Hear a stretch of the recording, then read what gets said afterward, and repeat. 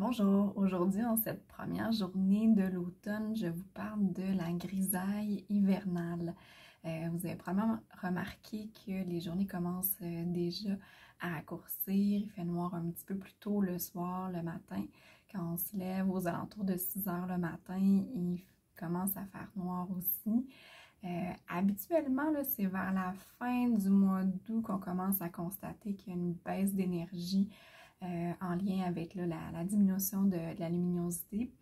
Et on va le remarquer un petit peu plus de façon marquée au mois de novembre quand il y a le changement d'heure à ce moment-là. Donc, c'est quoi dans le fond, là je parle pas nécessairement de la grisaille hivernale, là, mais de la dépression saisonnière. En fait, la dépression saisonnière, c'est un diagnostic officiel là, de santé mentale qui va être posé quand on va voir qu'il y a des difficultés majeures au niveau de notre fonctionnement qui se présentent à partir de l'automne, habituellement qui se résorbent au printemps. Donc, quand que la luminosité est en train de revenir, donc il y a le changement d'heure qui se fait au mois de mars, puis habituellement, dans les semaines qui suivent, on va voir que les symptômes ont tendance à se résorber. Donc, comme le mot le dit, c'est un type de dépression. Donc, ça fait partie de la famille des troubles de l'humeur, la dépression saisonnière. Et on va voir apparaître des symptômes qui s'apparentent à des symptômes dépressifs. Donc, une humeur un petit peu plus basse que d'habitude. Quand on se lève le matin, on voit qu'on est un peu déprimé. On a une baisse de motivation. Concrètement, ça peut se manifester avec une tendance à appuyer sur snooze de façon répétée, rester en découverte un peu plus longtemps, avoir une difficulté à sortir du lit, mais qui va au-delà de la volonté. C'est vraiment, on sent qu'au niveau hormonal, il y a eu un changement, au niveau de notre énergie, il y a eu un changement, puis on a l'impression qu'il n'y a plus de gaz dans l'auto pour avancer, notamment là, quand on se réveille le matin. Donc, l'humeur, c'est vraiment l'état dans lequel on va se sentir presque toute la journée de façon stable. On se lève le matin dans cet état-là. Donc ça, c'est un des facteurs. On va voir que l'humeur, elle est basse. Puis elle est comme ça à tous les jours. C'est pas dû à un stresseur ponctuel. C'est vraiment, ça se maintient à travers le temps. On va aussi voir qu'il y a une difficulté à se concentrer. On a plus de difficultés à comprendre les informations. On va constater qu'on a des oublis un peu plus fréquents. Oublier des rendez-vous, oublier d'acheter une pinte de lait quand on va à l'épicerie, oublier des objets, puis pas se souvenir où est-ce qu'ils sont, où est-ce qu'on les a mis. On s'en va dans la cuisine, puis on fait une pause, puis on se souvient plus pour quelle raison on est allé dans la cuisine. Donc, on peut voir là, des difficultés à ce niveau-là.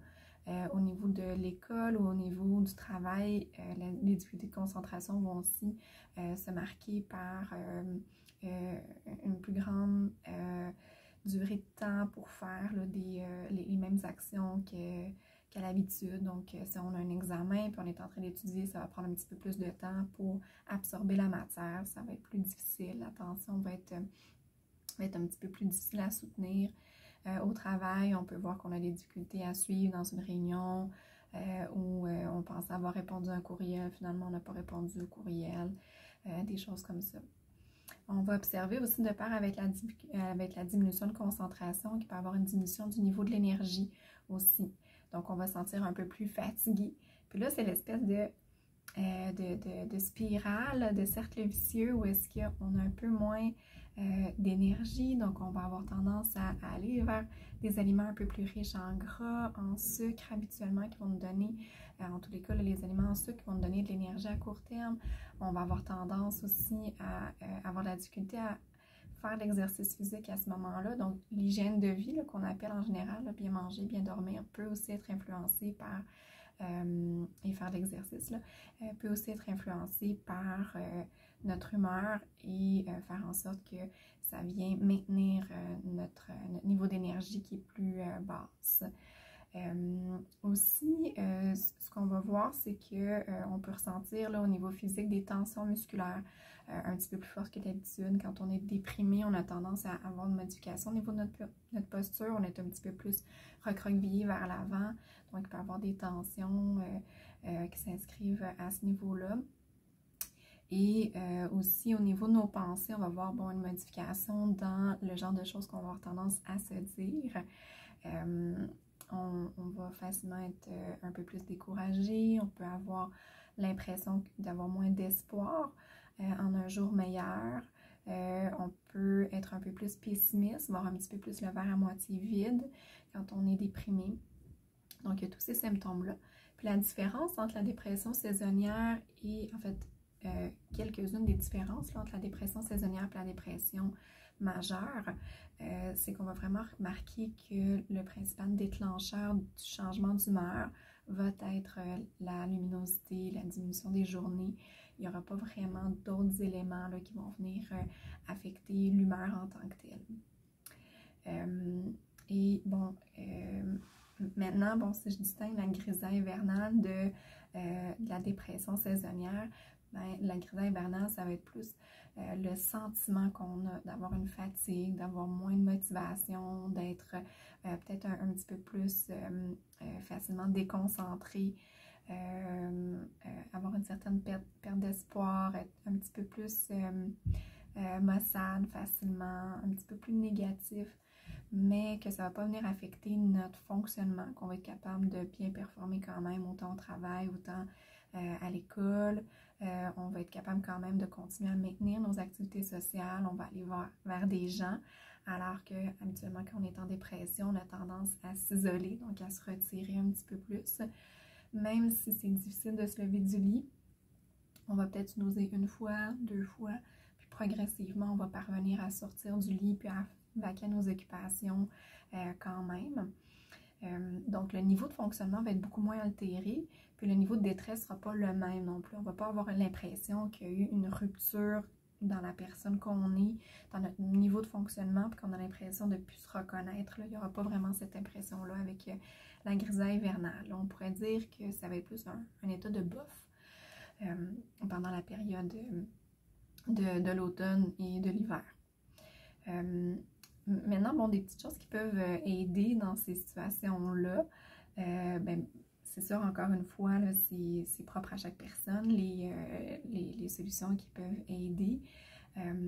Habituellement, bon, si on se dit que c'est la luminosité qui est le principal facteur, bon, on va essayer de trouver des façons pour adresser cet élément-là. Donc, on sait qu'habituellement, notre niveau d'activité, quand on a une grisaille hivernale ou des symptômes dépressifs, a tendance à diminuer. Bon, par ailleurs, là, ça va être même si on n'est pas motivé, même si on n'a pas l'énergie pour le faire, là, ça va être de sortir à l'extérieur puis d'aller prendre des courtes marches. Des fois, on regarde à l'extérieur à l'automne, puis on a l'impression qu'il n'y a pas de soleil, mais il y a quand même un petit peu de luminosité qui passe là, à travers les nuages. Donc, c'est quelque chose ça, qui peut aider à retrouver un petit peu d'énergie. Donc, d'essayer de prendre des marches, idéalement vers l'heure du midi, où est-ce que le soleil est un petit peu plus fort. Ça va être des choses qui vont être aidantes. Habituellement, en temps normal, là, on a envie de faire quelque chose, puis on est motivé. Mais en fait, on va faire l'action par la suite. Donc, on va être motivé, puis on va agir. Quand on est déprimé, habituellement, ce qui va arriver, ça va être plus l'inverse. On va faire quelque chose, même si on ne se sent pas motivé de le faire. Puis par la suite, on va constater les bienfaits de l'activité qu'on vient d'accomplir. Donc, ça aussi, ça peut être quelque chose qui contribue à s'engager vers un changement. Donc, de se dire, bien, je ne vais pas attendre de me sentir motivée puis d'avoir envie de le faire. Je vais y aller parce que je sais que ça ne viendra pas, la motivation. Ça va plus suivre l'action. Sinon, ben, d'essayer d'augmenter un petit peu notre niveau d'activité. Donc, s'il y a des sports qu'on aime faire, des choses qui nous allument un peu plus, il faut que ce soit quelque chose d'agréable. Donc, si vous aimez danser, si vous aimez faire du yoga, aller à la piscine, donc quelque chose qui est quand même assez accessible et qui est plaisant. Si vous n'aimez pas prendre des marches, mais vous aimez aller en forêt, bien, ça peut être à ce moment-là d'aller vers ça pour essayer d'augmenter un petit peu le niveau d'activité alors que le corps est comme en train de tomber en état de niveau d'économie d'énergie. Hein, il est beaucoup plus tranquille. Donc ça va être des choses qu'on va pouvoir regarder. Vous pouvez toujours vous informer au niveau de votre pharmacien, à savoir s'il n'y aurait pas des suppléments de vitamines ou des lampes de luminothérapie aussi que vous pourriez prendre. Donc ça, c'est des avenues intéressantes, là, mais c'est important d'en parler avec le pharmacien parce que ça peut être contre-indiqué avec certaines médications. Puis aussi, il faut regarder au niveau là, du niveau de luminosité de chaque lampe. Là. Il y en a certaines qui sont un peu moins élevées, puis là, il faut les laisser allumer plus longtemps. Puis aussi, on peut regarder pour certains détails là, avec le pharmacien, à savoir bon, le moment de la journée pour l'utiliser. Donc, on va essayer de l'utiliser un peu plus le matin d'habitude. Donc, ça peut être des choses à regarder pour ne pas utiliser la lampe en fin de journée, puis que vous soyez les deux yeux bien ouverts là, le soir avant d'aller dormir. Donc, on ne veut pas que ça puisse venir altérer le sommeil qui est bien important pendant cette période-là. C'est important de se reposer quand on se sent bof ou quand on est déprimé. Donc ça va être des choses qui vont être intéressantes à aller adresser. Sinon, bon, on sait que le soutien social, c'est un facteur de protection qui est bien important. Donc, d'essayer de maintenir des liens. En plus, là, cette année, on ne s'enligne pas pour avoir des restrictions sanitaires en lien avec la pandémie. Ça semble bien se maintenir, là, les restrictions sanitaires qui ont été allégées. Donc, on peut prévoir des activités. Donc, ça, c'est des choses qui sont bien importantes. En lien avec le travail, même si vous faites du télétravail, ça peut être intéressant d'essayer de rentrer quelques contacts informels à l'intérieur de la journée pour essayer de se stimuler un petit peu plus. Puis à l'école, bon, ça va être d'essayer de passer un peu de temps avec les collègues, entre les cours, pour essayer encore là d'avoir un petit peu plus d'énergie. Puis, c'est sûr, bon, quand on parle de symptômes dépressifs, on va beaucoup regarder l'hygiène de vie dont je parlais tout à l'heure. Donc, bien manger, bien dormir, faire un peu d'exercice. C'est sûr que quand la motivation et l'énergie est moins présente, on va y aller avec le plus petit pas possible. Donc, on ne va pas se demander d'aller au gym 3-4 fois par semaine pendant 1 heure, mais on va essayer de diminuer. Bien, est-ce que je peux aller prendre une marche pendant une quinzaine de minutes? Donc, c'est quoi le plus petit pas que je peux faire pour me diriger vers ça?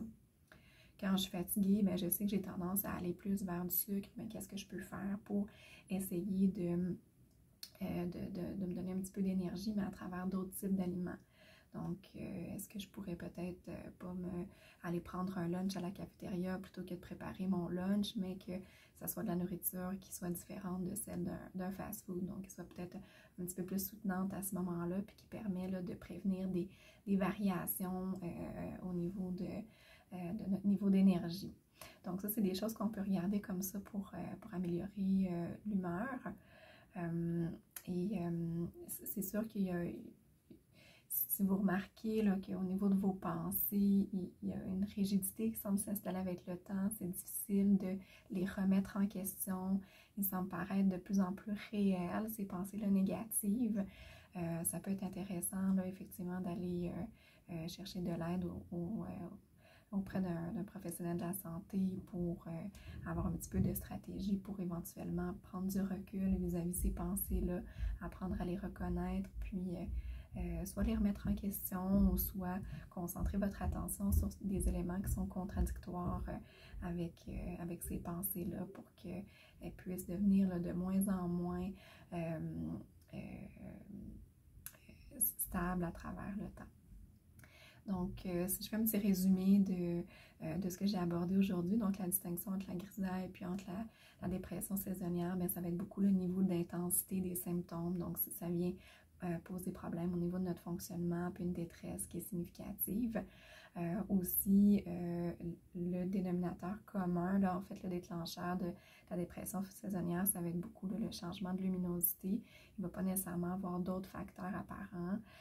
Probablement que vous allez aussi remarquer, mais il me semble qu'à chaque année, j'ai tendance à avoir ces symptômes-là qui apparaissent à peu près au même temps, puis qui s'estompent au printemps. Donc ça va être des indicateurs comme quoi qu'on est peut-être plus effectivement dans une grisaille hivernale ou dans une dépression saisonnière. Puis au niveau des stratégies, entre autres, là, qui peuvent être aidantes, mais ça va être l'hygiène de vie. Donc, essayer de bien manger, bien dormir, faire un petit peu d'exercice pour maintenir un équilibre autant que possible là, dans le quotidien, en utilisant le plus petit pas possible. Puis on va aussi regarder l'importance là, de maintenir un contact avec nos proches, qui est un bon facteur de protection, puis essayer de remettre un petit peu là, nos pensées en question et d'essayer de sortir à l'extérieur pour aller chercher un petit peu de la lumière là, qui reste quand même pendant cette période-là. Donc, en espérant que ça ait pu vous apporter un petit peu d'informations sur le sujet, je vais vous souhaiter de passer un bel automne. Bonne journée!